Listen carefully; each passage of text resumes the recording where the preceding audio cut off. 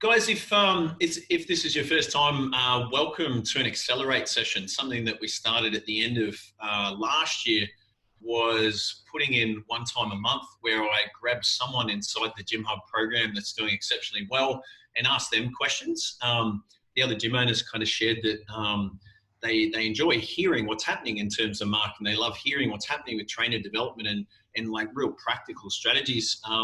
And yeah, we're really fortunate to have John Rahme as part of the network. For the guys that haven't met John before, me and John met in another life. I think John originally came for an interview at my first gym, and because he lives so far away, I encouraged him to actually go and work with a mate, which he sort of got picked up straight away, and turned out he's an absolute star, and as such has run two $1 million+ turnover businesses in the last 10 years, as well as now coming in and working as the general manager at Rush Cutters Health. So, yeah, Johnny, welcome to the call, mate. Thank you. Mate, I'm interested just to get straight into it. I've got a bunch of questions here. I was curious, I'm sure the guys will have questions as well, but I might sort of get the ball rolling. For you, in the two businesses that you had prior to Rush Cutters Health, you had like 10+ personal trainers. I was interested to know, do you have like a cheat sheet, or do you have something that you personally look for when it comes to personal trainers to help them, perform in the way they have? I think it's tough. I think recruitment is probably one of those areas where you can do it for 10, 20, 30 years and never feel like you really master it. It is very difficult in the recruitment process when you meet someone for such a short amount of time to really gain a grasp on whether this person is going to be the right person to represent you and your business. I think a few things. I think ultimately at the start, when you're interviewing someone, I'm just really getting a sense for, is this someone that I'm going to personally really enjoy working with? I think sometimes we overcomplicate what we're looking for. And I think nuts and bolts, the person that I'm going to employ is someone that I am going to spend a considerable amount of time with. I'm going to be bringing them up to speed and educating them on the systems and the process of the business, the standards, what's expected. And obviously you do develop a relationship with them as a result of that time. And so I'm just looking for, is this someone that I can see myself spending a lot of time with? Am I going to enjoy that process? If I enjoy spending time with that individual, I'm going to be a considerably better mentor, coach, and educator for them, as opposed to, if there's a particular barrier or just distance between us, or we struggle to find commonality. So I think that's the first really simple thing. Are they a good person that have some values that align with the business, and am I going to respond well to them as a result of that? I think it's really... I like that one, Johnny. I like that. Because you get so much, you get say as the business owner, you get say as the business manager who you go to work around, and you spend sometimes more time with these people than we do with our own family. You're in there day to day, and you can easily read a resume or see someone that looks fit and looks like a great trainer, but you don't actually enjoy spending time around them. So I think although there is some common sense element to it, I think it's important to be a bit biased there and find someone that you think you'll get along well with. I think so. And I think what is really, really important, and one thing that when I'm employing someone, you want to understand and you want to really inquire and see how they talk about their previous employer and see how they talk about their previous position. And I think people move on from roles from many different ways, for many different reasons. Some of them outgrow a certain position. Some of them may have had some conflict in the workplace or whatever it is. But how they talk about their previous employer and how they talk about their previous role will give you a really good indicator into the behavioral styles and personality of that person. If they tend to speak from a very negative point of view about their previous business or their previous employer, or they seem to have all these sort of reasons as to, the environment wasn't suited for them and wasn't catered for them, it's probably a bit of a warning sign for me and a bit of a red flag that this person may be, a little bit, might jump around a bit, might be a bit temperamental, or might actually find it difficult to get along with others in a working environment. I think a professional, regardless of their previous experience, their previous employer, will always speak in a high regard generally, or have some positive thing to say about their previous employer or previous job. No one's ever done a job where it was 100% all bad. If they don't have the capacity to see the good or be able to sort of relay or reflect the good in their previous role, they might not be the most positive person with the highest set of values.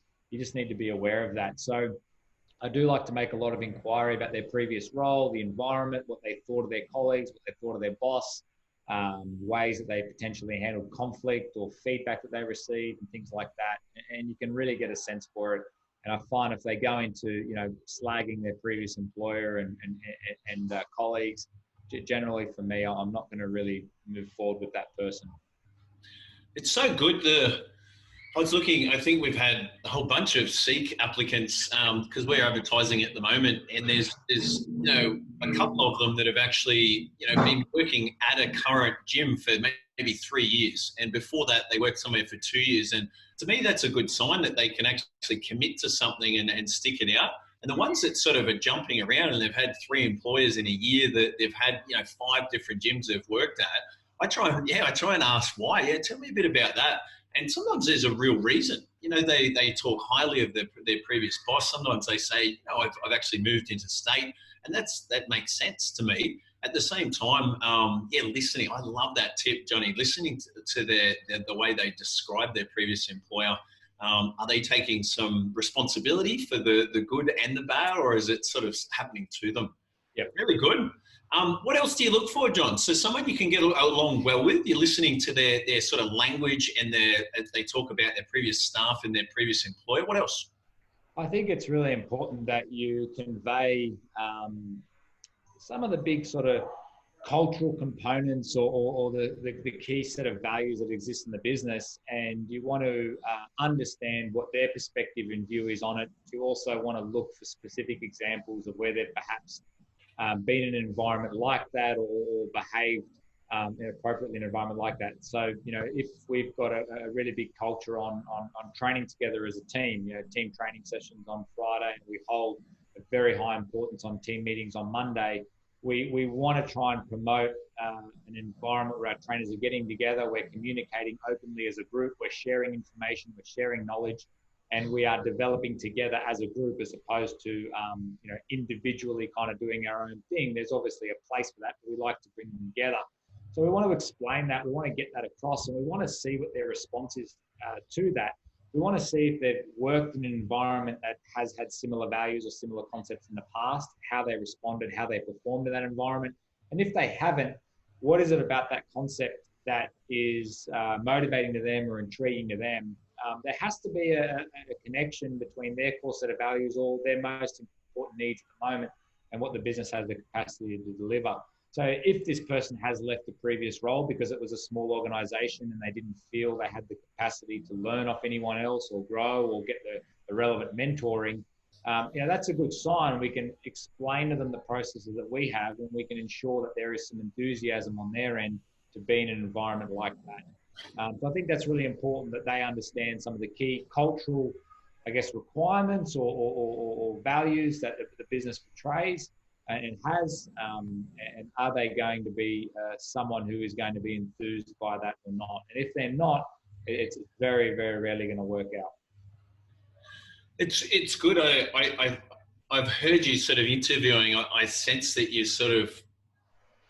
seeing if they listen as well. You want someone that's kind of moldable and someone that's excited to be part of the team and growing themselves. If they feel like they're already full, it makes it very difficult to sort of get them on board and form them as part of the team. I always find it difficult to employ someone that lives like more than an hour away. I always find it difficult if they've got too many things on. If they're a part-time professional athlete, plus they've got church, plus they've got a girlfriend, plus they're doing their masters at uni, I feel like the gym's going to come maybe fourth on their priorities. Not to say that they can't have kids, not to say they can't sort of, have sport or something like that. But I think there's only so much sort of time available in the week.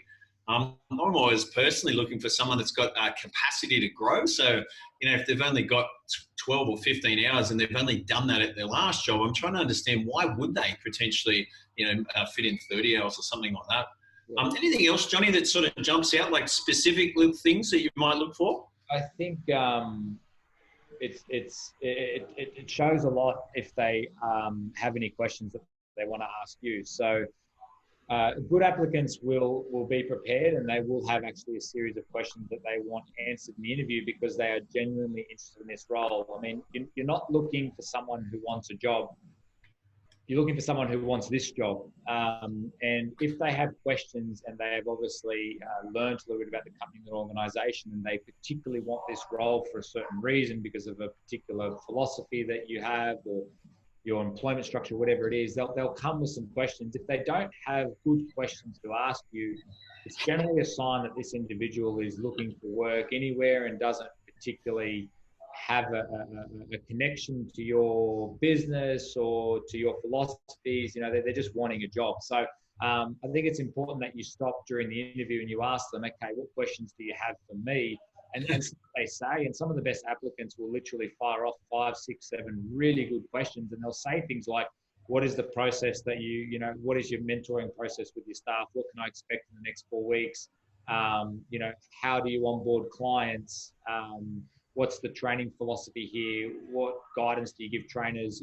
They'll ask really good quality questions that they've thought about, and they're actually really, really considering where they go to work. And I think that's someone who is a bit more of a long-term thinker, who wants a position that's right for them and wants to really grow in that position. So I think it tells you a lot if you kind of stop and you say, okay, what questions do you have for me? And they say, oh, nothing really. That's a bit of a concern. It's not to say that that's, you completely wipe them, but it would raise some alarm bells for me that perhaps this person's just looking for any job and they're not going to really have any type of emotional connection or tie to my business. It's so true. You put a few hoops in front of them and you actually set a standard of what's required to get the business, and actually makes it more attractive to the best performers. They really want to justify why it's the right fit. They don't want something that's just going to be offered. I like asking, where else are you interviewing? If they say something like Kmart, I know they're just there for anything. I also ask the question, tell me, why wouldn't you take a job with Rush Cutters Health? And they'll sometimes say, oh, look, if I couldn't get the hours, or if I found that the drive was too difficult, and they sometimes just give you the answer right there, or if I found that I didn't really get along with the manager. So, I obviously don't want to employ anyone if there's a question mark there. I'll get them to test the drive time before they actually make a decision, and we give them a jersey. I'll get them to meet with the manager and make sure that they're going to get along before that person comes in. Really good. Let me just pause for a second. I want to hear from you guys that have jumped on the call. Nick, Rick, Michelle, Sean, Mason, Chris, everyone else that's on the call. What's something that you look for in a trainer? And I don't want you just to throw up the random stuff. I want you to think of who's one of the best people you've ever hired, and give me one trait. I want you to put it into the chat box for me. Give me one trait that they've got that you love. John had 14 trainers in his first business, 10 at Embody or 10 plus or something. Now we've got about 10 or so at Rush Cutters Health. It's a skill that he's really, really good at. And as much as we can make it tangible for you, so you've got some sort of little checklist or your own style, your own thing that you're looking for, I think it's really important. So Cameron said he looks for someone that cares for their clients. The only thing I would ask with that one, Cameron, is you've just got to use a really good question. So give me an example in the past where you've actually looked after a member and ensured they got a great result. Something like that tells you that they care. We've got to be careful that we don't have our checklist here and say, are you organised? And they nod. Do you care about clients? Because a silly question obviously just gets that sort of response. Johnny, some other ones that people have thrown in. Kelly's looking for integrity and social with members. So someone that's a little bit chatty. It's very difficult, obviously, to get someone and teach them how to be friendly and outgoing. So I like that one, Kelly. Open to work. The integrity one, Kelly, I think it's great if I'm offering someone or keen to get someone on board and they say, oh, to be honest, I really want to do the right thing for my previous employer, I'd love to give them 2 weeks notice. That shows high integrity in the fact that they're not just leaving their next one high and dry.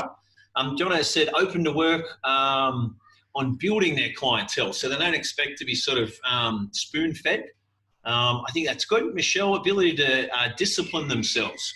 So I don't think I would just say history will demonstrate what they're good at. If they haven't sold something in the past and they don't have a track record for selling, they're probably not going to do a great job of selling in your gym. If they haven't shown discipline of getting up early in a previous job, if they haven't been part of a sporting team that's required them, they're probably not likely to actually miraculously have those sort of traits. Rick says, driven to improve. Maybe ask them what book they're reading. Ask them, what. I always look for things like, were they a school captain? Were they a captain of a sporting team or something like that? It sort of shows they're not only participating, but they're actually keen to be one of the best as part of any team. So I think that's good. Anything else, John, you would suggest so we can maybe close off this one in terms of what to look for? I just, I think all those things that have been recorded are all very relevant. Like you suggested, Steve, it's important to, when you're questioning someone, ask them for specific examples as opposed to saying, do you think you're a motivated individual? Show me a time or explain to me a time when you have had a scenario with a client who didn't lose weight or didn't get a result. How did you respond? How did you handle it? Get specific scenarios from them and get them to have to draw on their experience and actually explain to you where they've been in a scenario where there was internal conflict with other colleagues in a business and how it was handled, how they handled it. If they had an issue with a colleague in the past, what they did, how they addressed it. That's what you need them to explain, as opposed to keeping it very generic. And you're passionate about health and fitness? Do you like working with these types of clients? Like, get them to draw from examples and their history. It's good. I think the last final thing around recruitment, I just think it's very good practice to ensure that at least 2 people in the business see every applicant before a decision is made to employ them.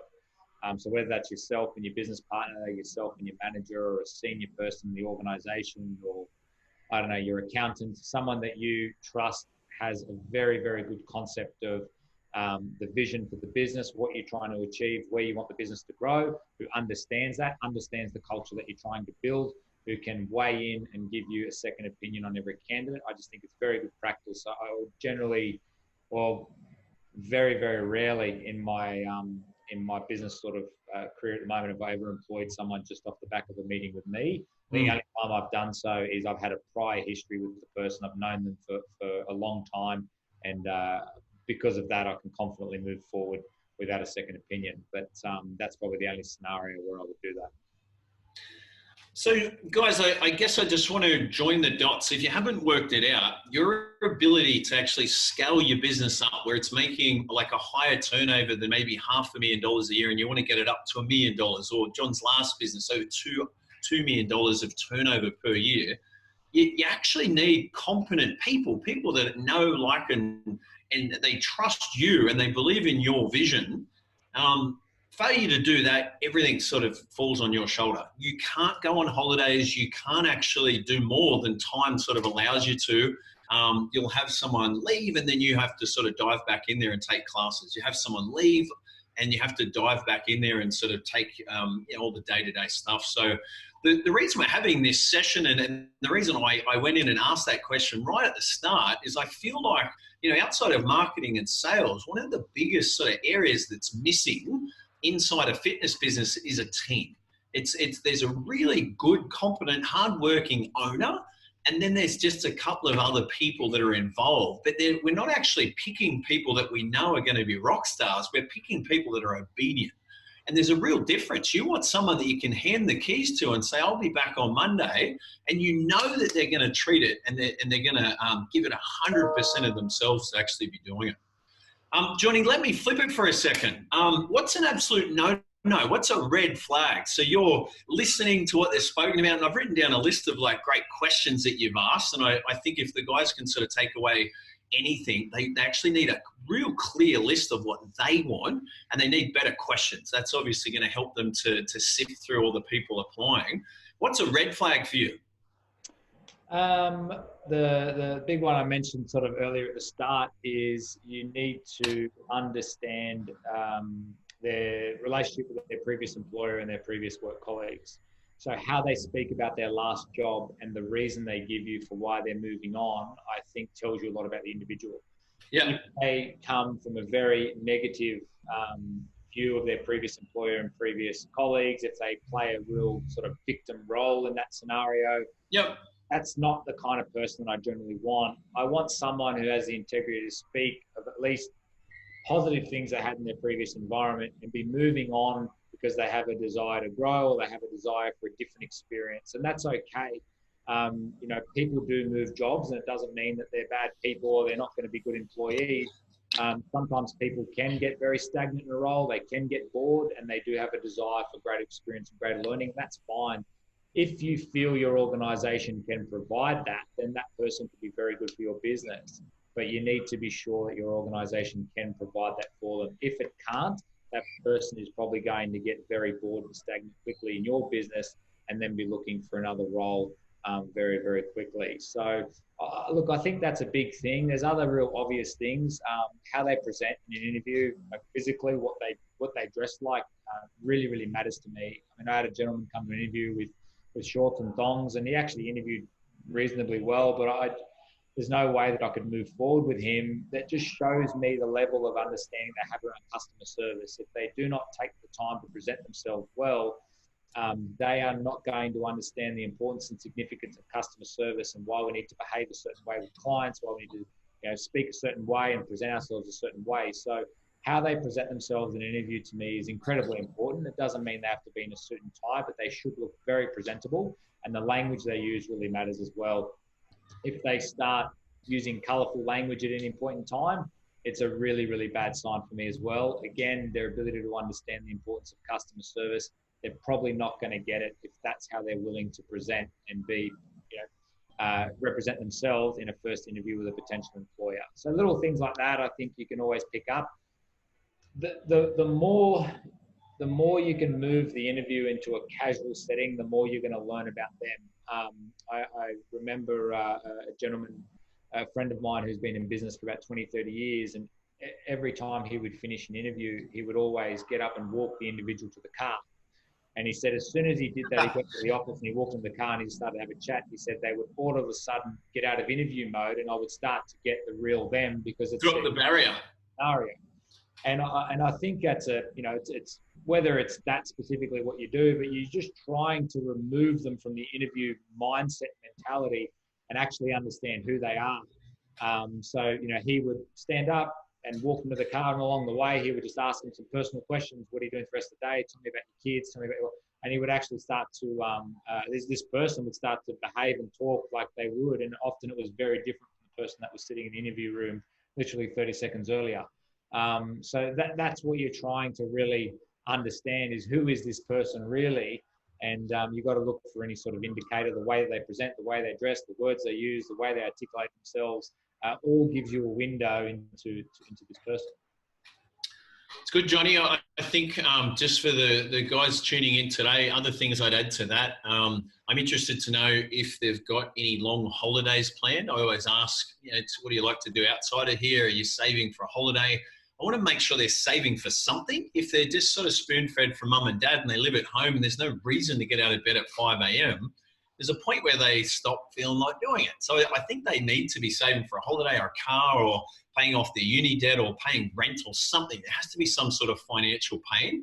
And if you can't hire someone with it, you have to help them to get it once they start. So you have to help them to find some financial pain and encourage them to move into the area, encourage them to be saving for something. If they say, yeah, I'm actually heading on a holiday, I usually say, look, I love travel. That's one of my favorite things to do as a family. Where are you heading? If I hear them say they're going overseas for a 3-month holiday and that's within the next 12 months, I'm not hiring them. I'm going to chat to them and say, hey, thank you for coming along today. It's been great to meet you. And I would love to meet you once you get back from that overseas holiday. But it takes a couple of months to actually get them moving. So I'd be reluctant to take someone on who gets started and then has to stop. I would avoid hiring someone that has the ability to earn like $100 an hour somewhere else. So if they've got like another skill set, it might be massage, or it might be that they're a solicitor in another life, or whatever it might be. If you're trying to pay them $35 an hour and they've got a second income, which is like $100 an hour, it's very difficult for you to expect them to prioritize your hours and your role and sort of build it up. I would suggest anyone, because if you haven't done so already, you understand that the steps for what we go through in the interview process are in the members area. So it's called the Bulletproof Recruitment System. And inside of there, it goes through the process. So they'll apply. We'll go back to them with some questions. We say, what is it about Russ Carter's Health that made you want to, apply? So we make sure they've seen the website and they know who we are. We say, what are your current goals at the moment? If they're not training somewhere for something, it's more of a hobby, fitness. It's not actually a lifestyle for them. I think it's going to be pretty difficult. The second interview is always practical based. It's always them actually getting in on the gym floor. If they're not like a 7 out of 10 on the gym floor straight away, again, I don't have the time to sort of bring them up to speed. So I want to make sure they're competent already. I always look to put them on the row, the battle ropes, the kettlebells, or somewhere in that first week before I give them a jersey. And I want to listen to them. If they're injured and they cannot perform or try their hardest in that interview, for me, that's a red flag. It could be that they're an extremely good athlete. It could be that it's very, very rare. They come back in a week or two and they're fine. However, in a lot of cases, I find that the ones that have sort of got an excuse there are the same people that are going to complain when it's team training that they can't come and join the rest of the team, or they can't participate in the local fun run because they've got an excuse. So I'd look out for that as well. Let's hear from you guys. I want to think about one of the worst experiences you've had. I want to make sure this is registered somewhere and you've actually locked it in your head. What is a massive red flag for you now? Is it something different to what me and John have said? What's something you know is definitely going to be someone that you will not employ? I want you to type it into the text. Michelle, their training is more important than earning an income. Yeah, I think that can be the case. So you want someone that's like passionate about fitness. Look out for those real extreme sort of goals. If they're doing an Ironman or something like that, there's a period where they're under the pump or like getting on stage. I think they can kind of do those and be successful inside of your business, but I don't know if they can get on stage 10 times this year. I don't know if they can do 5 Ironmans this year and still do, a full-time job. Something to look out for. Lack of enthusiasm. No long-term goal in the fitness industry. I think that's a good one. Asking them about it. Yeah, some people go, yeah, to be honest, I really want to get into physio.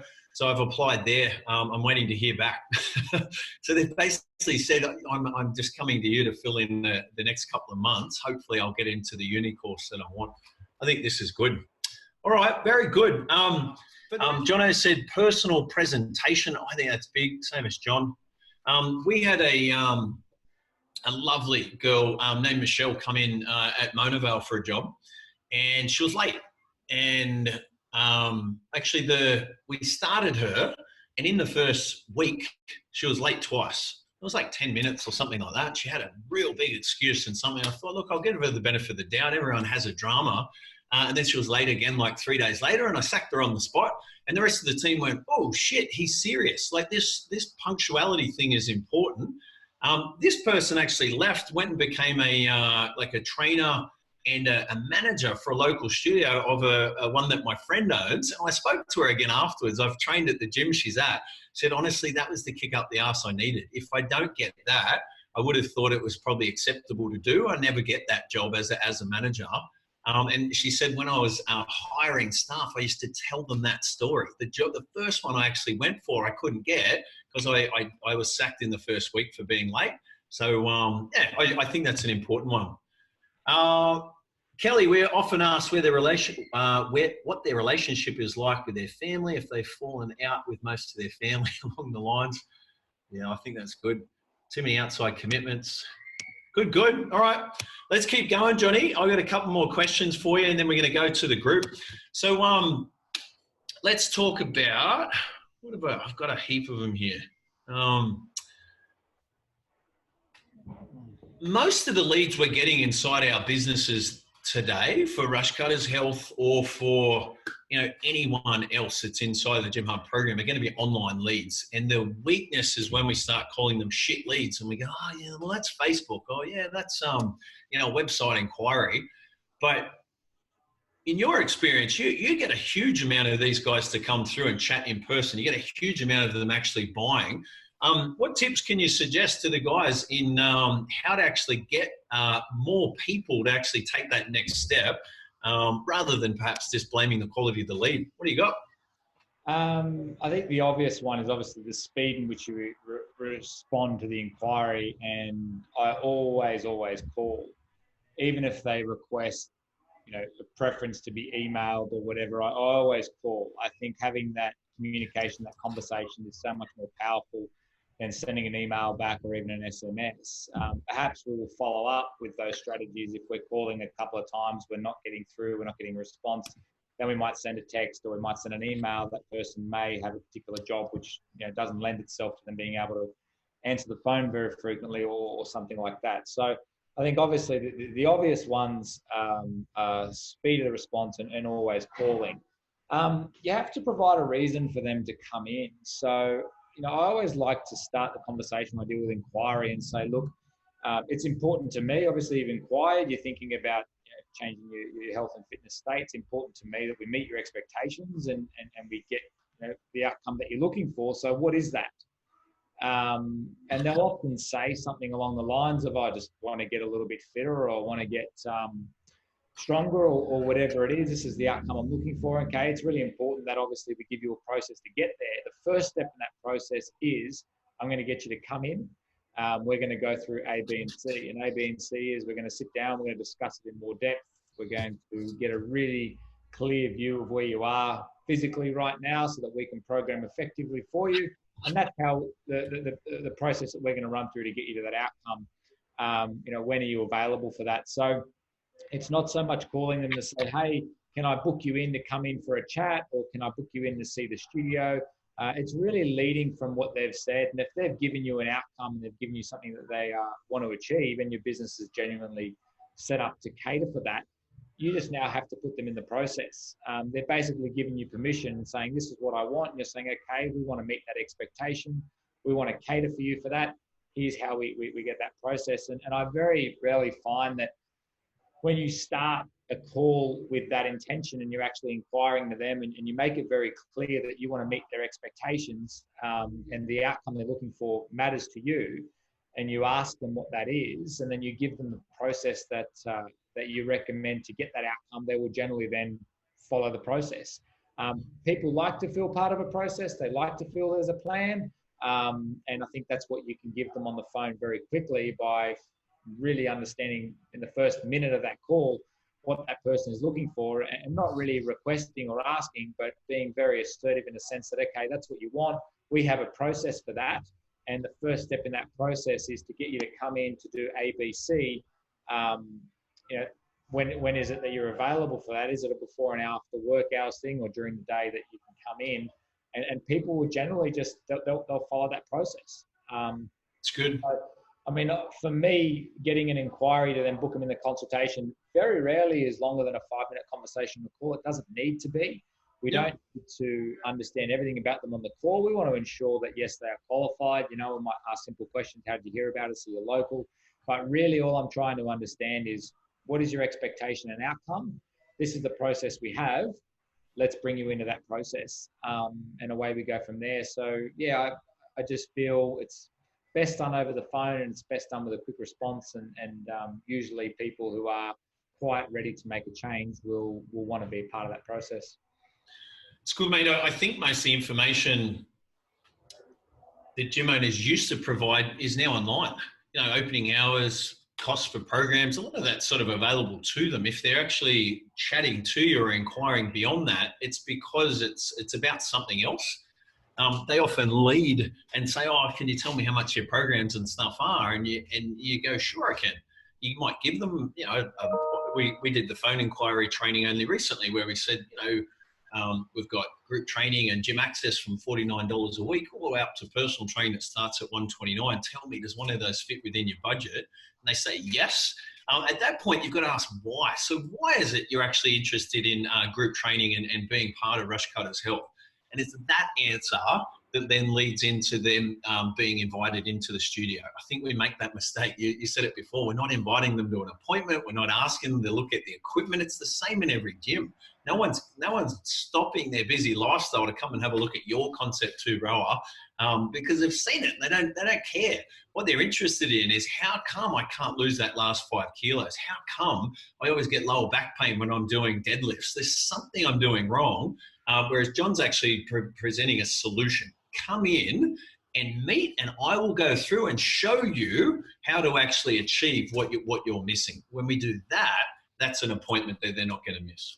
Yeah, I think stress the fact that what the outcome they're looking for, if it's weight loss, so we have a process for that, and step 1 of the process is this, and that way they actually start to link that first visit with them taking the first step and them actually moving towards their goal, as opposed to a gym tour or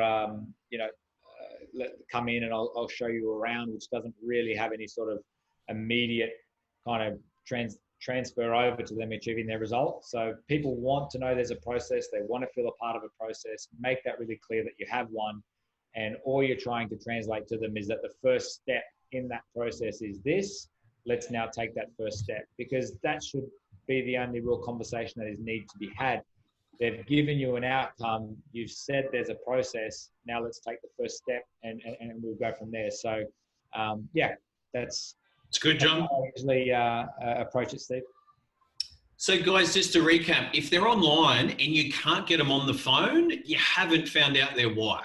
You haven't actually found out what they're like, what's the main reason why they're reaching out to us. And if someone doesn't have a why, it's difficult to try and position a fitness program or a solution towards it, because you don't know what you're positioning towards. So you got to get the why. They then jump on the phone. When they're on the phone, you have to lead the prospect. If you listen to John, he's sort of listening to them, asking them why they need something. But then he actually says, this is the process we follow. And he takes the reins and says, we're good at helping people with that. Let me show you what we do. People actually want to be led. They're not interested in just joining another gym where they sort of get left to do it by themselves. So well done, John. I think it's really important. You guys might have met John at our last Gym Hub Intensive. You know that John's available for one-on-ones, and he works with hundreds of gym owners throughout the year. What do you think, outside of perhaps the sales process, where sometimes we're not real good at sales, and therefore that filters down into our team, and we blame the team and we go, oh shit, we need more leads. In reality, it's usually us that's not real good at sales. It's usually us that's not great at getting them off from online to offline. Other than that, what else in the one-on-ones you're doing, when you're sitting next to someone or across from someone at lunch at the Gym Hub events, why else do you think gym owners might be struggling a little bit right now? What are they missing? In general, general. Like, what are you seeing? What are you hearing? And what's the stuff that you have to work with in one-on-ones? I think, it's obviously the hardest time in the fitness industry to be in the fitness industry is today, is right now. Yeah. It's going to be harder, and the next week's going to be harder. It's being such a growth sector. It's only becoming more and more saturated. So I think it's becoming harder and harder for fitness businesses to differentiate. I think you need to be very, very clear on what differentiates your fitness businesses from the others in your local community, not from every business that's out there in the country. You're just generally competing with businesses that are within a 5-kilometer radius, majority of the time, unless you're online or whatever. You just need to be very clear on what is your differentiating proposition, and how is that communicated in your marketing message? How is that communicated by your staff? And how is that delivered exceptionally well in your business all the time? If you are struggling to really identify and put your finger out on what your differentiating proposition is, and you're not really sure what it is, you are at risk of just, finding it harder and harder to get your target market in through your doors. So I think that's really, really key. Once you've got your differentiating proposition, knowing how you're going to obviously get that out in the community and let people aware of what that is so that you can attract the people that are looking for that particular thing to come in, and then how you execute that internally is obviously critically important. I think a lot of businesses lack basic systems that are really, really important. In a business, we need a system to manage our sales. We need a system to manage our leads. We need a system to manage our staff and staff performance. And we need a system to manage our customers and ensure they stay for long periods of time. And what a system basically is obviously a process that we use for a particular part of the business that gets executed 100% of the time across a whole team. So when we sit down the staff and we say to the staff, okay, what is the process for A? What is the process for B? The response should be unanimous across the board. And if you don't get that same response across the board, then you don't have effective systems in those areas. You need your people behaving in a synchronized way when it comes to dealing with a lead, when it comes to dealing with an issue with a member. That's all really important. It's the same thing if you were to sit your staff down and say, what is our differentiating proposition? What is different about this club to everywhere else? If you don't get a unanimous answer that is the same, there is a problem with your business, I believe. So I think those two things are really critical. I think systems in your business and obviously knowing what your differentiating proposition is, I think it is really important. And I think financial planning. I know in my time as a business owner, and one of the things I've learned and probably learn it the hard way is that, when you don't have a complete grasp on the financial position of your business, when you're not getting the right advice from, say, an accountant or your bookkeeper, and you're not effectively planning, an understanding of your financial obligations coming up in your business, and you're not planning for that, it can really land you in a lot of strife. And I see it a lot with fitness business owners who don't have, they don't budget, they don't work off, projections of their financials, they don't account for things like superannuation and quarterly BAS, and it can cause a lot of problems. Cash flow is the lifeblood of any small business, and if you're not managing it effectively and you're not budgeting and you're not putting aside money every week to meet your obligations, it can become a real hazard and a real problem in your business. And if you don't have good cash flow and you don't manage it, you don't have the capacity to bring on more staff, you don't have the capacity to market more effectively than your competition, and it really starts to create problems. So good, Johnny. I've just written 5 of those sort of takeaways down. I'm going to put them into the group. The first thing you didn't say was just work heaps harder. I feel like as an industry, I chat to a mate.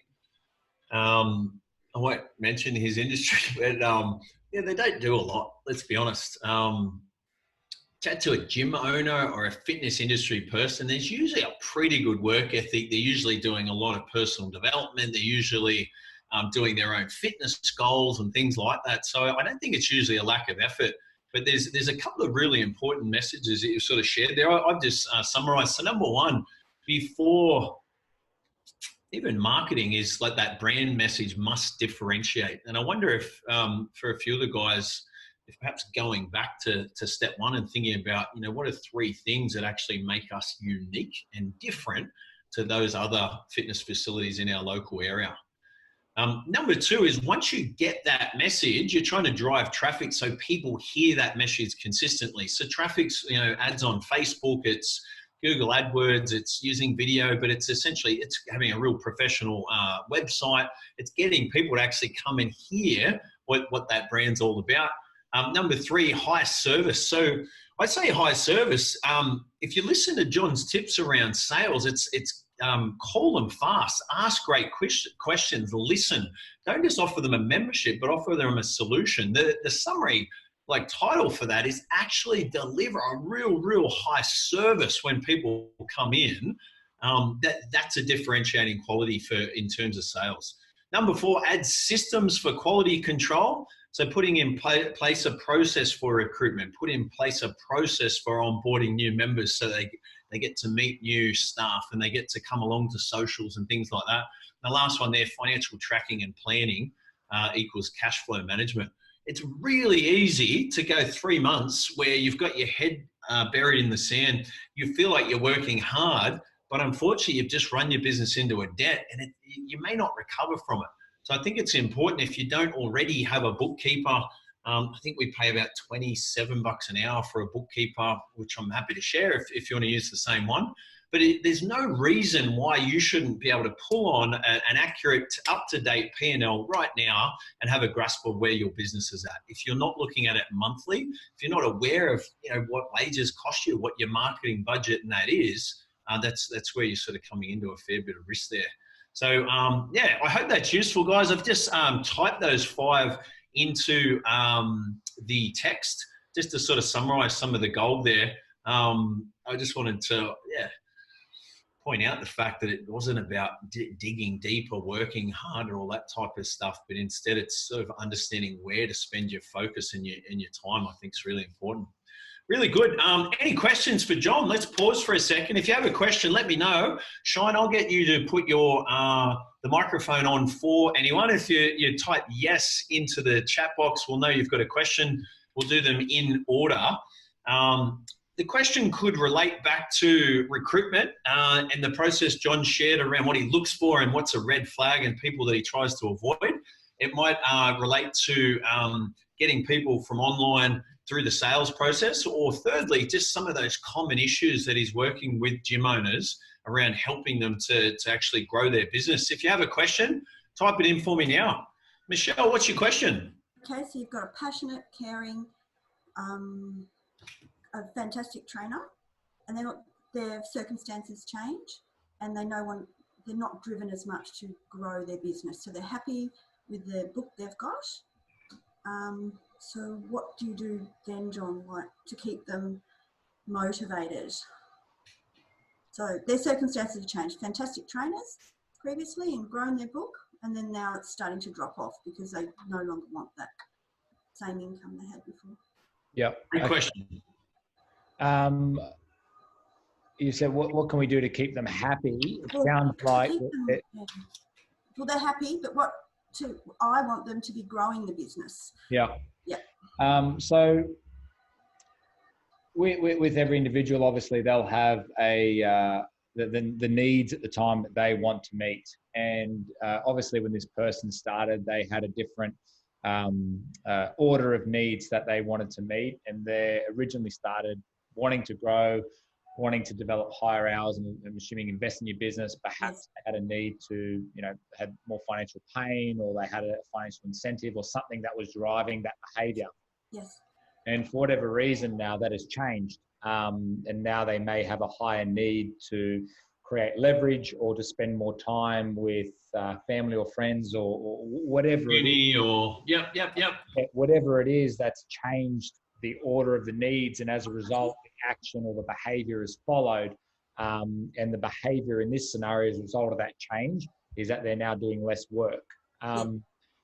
The only way you're going to get that person motivated and interested in doing more work is if that need arises for them to do that again, or whatever the need that drives that behavior becomes a higher priority for them. So you need to find out what that is, or look to create another need in that individual that is going to relate to them performing at a higher level and doing more hours. So it's a conversation that has to be had. And I think sometimes, we need to be very sort of transparent and open with our staff and let them know exactly what we're thinking. I think sometimes as owners, we're a little bit hesitant. We fear that if we are very open and honest with a person, we might scare them away, we might cause a problem. I think you telling that individual that you would want and have a desire to see them get back to this level and ask some very kind of, clear questions around what has changed in their life, what has changed in their needs that has meant that their behavior has changed, and ask them what it's going to take or what the process is going to be to get them back there. And you may discover from that it's just no longer an option. It's just never going to happen for that person. And you have to make a decision on whether you keep them on the lower hours and you keep them ticking along, or whether you move them on from your business. But I think that staff member needs to know exactly where you're at and exactly what you're thinking, and give them the opportunity to see if their behavior will change, or if something changes from there. Thank you. I think it's got a good, John. There's a quote that says that everyone behaves in the way they do for a reason. And I think we sort of get upset with the behavior, but we sometimes don't ask enough questions. We don't try to meet with them to see why that behavior has changed. So, yeah, I think sitting down and asking a few questions, have a coffee, try and maybe outside of like the gym, and just say, like, check in, is everything okay? This time last year, you're doing 30 hours. I noticed you're back to 16. Is your goal still to be around 30? Are you still motivated to, what are you saving for? Try and figure it out. I don't think everyone needs 30 hours worth of income. I don't think everyone has a great big goal, and sometimes we've got to sort of check in on them. I always find it's interesting to see what they're reading. I think it's interesting to see what podcasts they're listening to, what their physical goal is. And I think if you challenge people, like if they don't have a genuine reason, like, university or, the new baby or something like that, if they're not actually doing anything with the time, they're just going home and sitting on the Xbox, we probably need to look for ways to start getting some internal motivation up again. And it was there. And like you and I, we probably have ebbs and flows. So you've got to try and plug them back in. Good question. Let's have a look. Jono's got a question. What's your question, Jono? John, when you were running both studios, what was your monthly marketing budget? Both studios? So when I was running them individually? Yeah. So the first studio was a gym I had in Baulkham Hills. I was spending, there was a monthly marketing fee that was part of being in the franchise. That was about $1,200 a month. And then I was probably doing, from memory, it was a little while ago now, but it was about $2.5 to $3.5 a month outside of that. My second studio in Neutral Bay was like 10 to 15K a month. Just on marketing? Yeah. And in terms of like split, did you focus more on online, print? Like, is there any particular medium that you'd focus on? We outsourced. We had a marketing company that came in, and quite a bit of the fee was devoted to obviously their creating the Facebook ads, running the Facebook ads, doing all of our social media content. So we spent, I would say 90% was purely on digital. And we would have about 10% spend where we would do some local area marketing, sponsorships, local clubs, donations, things like that. But 90% of our spend was going purely on social. Cool. And if you were to do it again, would you maintain that budget? No, in that business, I think we did. We probably went a little bit higher up the tier of the marketing company than we needed to for a local fitness business. We probably could have saved quite a lot of money on the management fee side of things. We did go to quite a high tier marketing company, and they were very, very good, but I don't think it was necessary, given that we were one club looking for 500-600 members. It was a higher price point, and we did very well. We grew very quick. Our first full financial year, we did a $2.3 million turnover, and that was starting the business from scratch, 0 clients, and we started day one. We had about 700 trial members that we sold a $79 3-week trial to before the doors even opened. So we grew very quick, and the business did, from a financial point of view, grow very quick. So the result was there. But the learning I've had now is we probably could have gotten a very similar outcome for $3 or $4 grand less a month, at least. Cool. It's good. It's I think from my intimate knowledge of John and his business partner and their sort of goal at that point, probably forcing growth through it a bit faster. Initial plans would have run like multiple sites, and I think that probably justifies that extra spend. John, we averaged 3K, like bang on. 36K was our annual marketing budget report that came through at the end of last year. So we spent 3K a month last year at Rushcutters Health. I've actually kicked that up to 5K for January, February and March. Just looking to accelerate to the point where we're actually at capacity, and then I'll be able to trim it back a little bit. I think if you're looking for sort of a simple metric, Jono, I think 5% of turnover is probably a good place to start and to spend on marketing, and then you might sort of give or take a little bit from there, depending on, again, what your turnover is and how full your gym currently is and all that sort of stuff.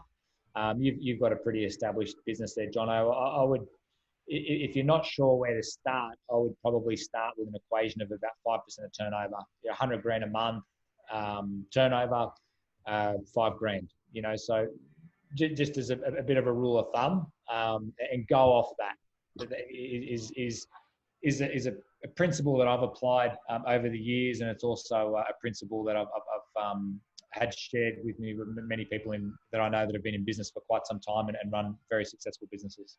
Cool. Thanks. Great question, Jono. Hey, let's get Mikkel's microphone on. If you can hear me, what's your question? Yeah. So how quickly would you fire someone? So obviously Steve already gave the example of firing someone within the first week. So it obviously depends on the severity of the issue. Tell him about Fraser. Like, I think it's really, really the simple answer there for me is, as soon as you have made up your mind that this person is not right for the business, the next possible opportunity is when you have to do it. There's nothing worse than, they call it the dead man walking. Your staff in your business, they pick up on, it's like kids. Like, kids hear and see more than what parents ever think they do. And they pick up and see everything. Your staff are no different. You may think that there are certain things in the business that are hidden from your staff. I guarantee you majority of it they know. Your staff are going to know, just like you, when someone isn't right for the business. And they're going to know and have inklings when you want to get rid of someone. And there's nothing worse in a business, and you've all probably been there or experienced it, when you've made up your mind, this person's got to go, and for some reason you drag it out 2-3 weeks. All your staff know that this person's going to go. They're just waiting for you to pull the trigger. And then you get this dead man walking, and this person walks through the gym. Everybody knows that they're the dead man walking, and this great rift and anxious kind of feeling and real bad vibe starts to happen in the business, an awkward feeling. You know, the person walks in the room and everyone gets uncomfortable and awkward. It's just not good. So as soon as you've made up your mind that this person isn't right, you have to, at the next possible opportunity, given that you adhere with certain laws and regulations, of course, you have to start the process of getting rid of that person. How soon would you make up your mind though? Like, what would be a process? So if it's just like, you know, very small red flags, where like after that initial honeymoon period of hiring, if it's like just small flags adding up, like, oh, like it could be a miss. How soon would you make up your mind? It's very hard, Michael, because it depends on what they do. If I catch someone stealing, it's going to happen right there and then. If they're late once and they have a genuine reason, you'll have a conversation with them and you give them another chance. It really depends on what's going on in the business. If they are rude to a client or verbally abuse someone in your business, that happens there and then on the spot. You're going to pull that person out and get rid of them. So it's tough for me to say when. It really is a matter of what this person is doing to warrant their exit. Is it that they just made a couple of skill errors and perhaps they need some extra training and ensure they don't repeat them? Or is it that this person is not a good person? Have they stolen something? Have they threatened someone or verbally abused someone in your business? Those types of things warrant an immediate dismissal. So it's difficult for me to say this is the exact amount of time, because it really is dependent on what is actually happening to warrant you wanting to get rid of them. Okay, thank you. Great question, Mikkel. It's we, like, for someone like John, if we've got a staff member who isn't, you know, we've challenged them to get involved and be involved in outreach, if we've challenged them to come and be at team training, to shadow trainers, and they're doing a little bit of it and not much, there's plenty of opportunity for us to actually develop that person further and challenge that person. But if they don't sort of meet expectations, when you're ready, move them on. I wouldn't sort of encourage John to sack, 5 of our trainers tomorrow because he's having a bad day, because John then has to jump in and do 150 hours of personal training in a week. If, however, you've sort of covered bases and you've got someone else ready to go, we made a decision on Saturday that there was a trainer there that wasn't the right fit and moved him on Sunday.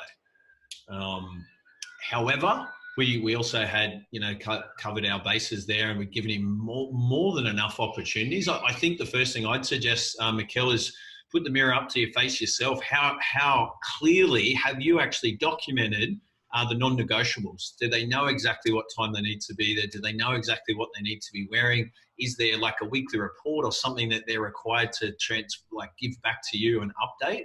In most cases that I talk to, it's actually that it's leadership that's lacking.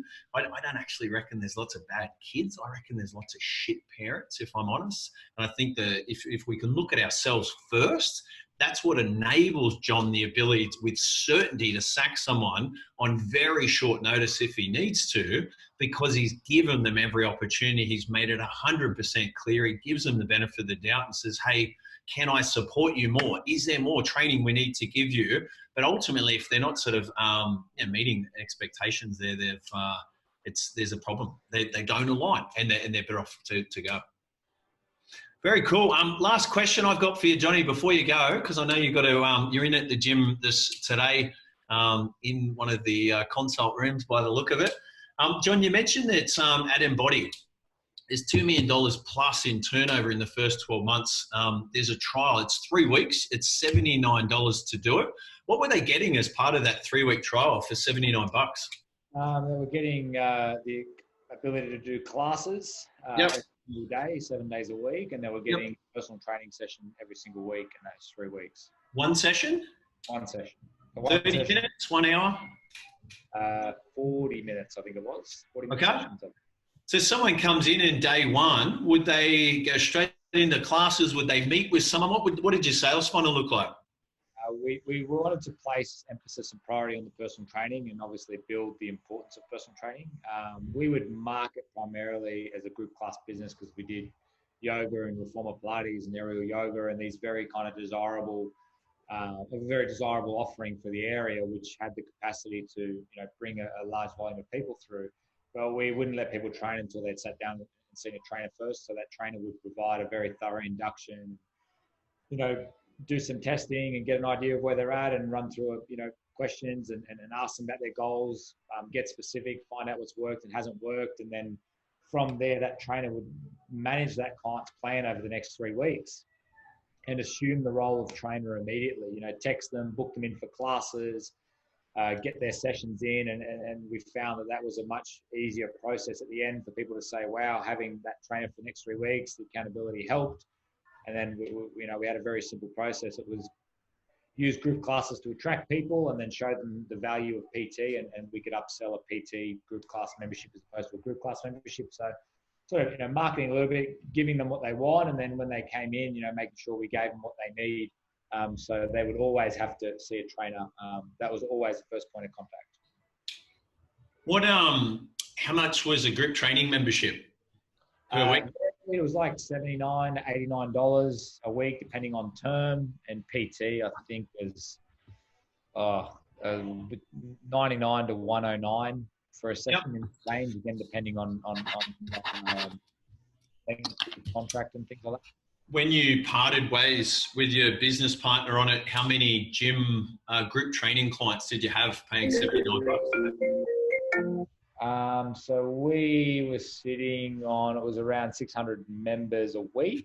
So 600 active members. Yep. And we were doing sort of just around 300 sessions of PT a week. So we kind of had about a 30% uptake, 35% uptake on PT. It's interesting. I think we sometimes, if we're in like a rural spot, or we sometimes go, well, not as many people want PT. But what I find is, as long as it's priced accordingly, it's the need's pretty much the same, whether you're based right in the city or whether you're sort of rural. Of course, you're going to price it differently to suit your area, but I think it's really interesting to have a look at that funnel. I know it was one funnel you used to sort of get 600 members in there, but it was one of your most successful ones. So congratulations. I love your honesty and transparency in sharing the numbers in terms of how many group clients were coming in. But just to recap, guys, there was a huge emphasis on service and on personal training, but the ad was for like that premium group training. So people are coming in looking for group training. They're experiencing a personal trainer, and then they're taking like 30% of them are actually taking a premium product. $79 trial over a 3-week period. I think it's really good. Very good. I want to thank you, John. I think you've done a great job. I really want to thank the guys for asking their questions along the way as well.